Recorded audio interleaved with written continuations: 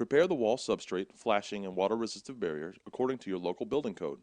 Water-resistive barriers should be installed flat against the substrate with no bubbles. ASTM and MVMA guidelines require all lath and lath accessories be made of corrosive-resistant material. All lath must be furred 1/4 inch away from the substrate or use self-furring fasteners. Measure the wall area and cut SpiderLath to the desired length. A utility knife works best, but you can use scissors. Before applying SpiderLath, use a hand stapler to flatten any bubbles in the water-resistive barrier. Fasten one end of SpiderLath with the strips against the substrate. Stretch the SpiderLath tight and fasten at the other end, ensuring no wrinkles.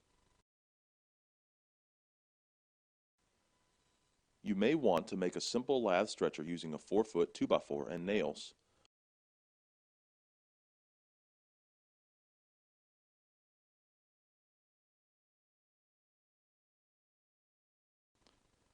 Cut around each opening and protrusion with a knife or scissors.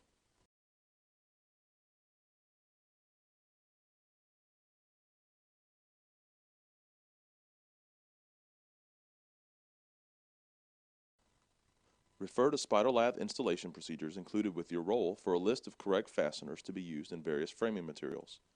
For wood, fasteners should penetrate into the framing member 3/4 of an inch.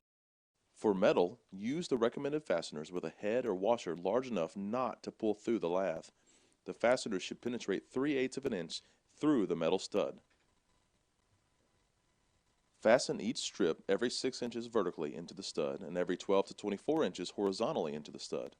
SpiderLath is to be installed with a minimum 2-inch overlap at horizontal and vertical edges. If you have any loose areas or bubbles, you may use a slap stapler to secure these areas. Do not end the lath at the corner of the framing. Lath should be wrapped around inside and outside corners to the next stud. Prepare Type S or Type N mortar to proper consistency so that it will pass through the mesh openings when applied. Spread the mortar correctly onto SpiderLath. Apply mortar to SpiderLath with sufficient pressure to fill the space behind the mesh. The standoff strips create a space behind the mesh that, when filled with mortar, gives you a fiber-reinforced scratch coat. Most people incorrectly apply a thin 1/4 inch scratch coat for the base supporting stone veneers. MVMA installation guidelines require a nominal 1/2 inch thick scratch coat. SpiderLath enables you to create a stronger scratch coat. By filling a space behind the mesh and applying a 1/4 inch coat over the mesh, you have a code-compliant 1/2 inch scratch coat. When mortar is thumbprint hard, scratch with a scarifier or notched trowel. According to code, you should allow the scratch coat to cure for 48 hours before applying stone. It is possible to apply stone to a fresh mortar bed.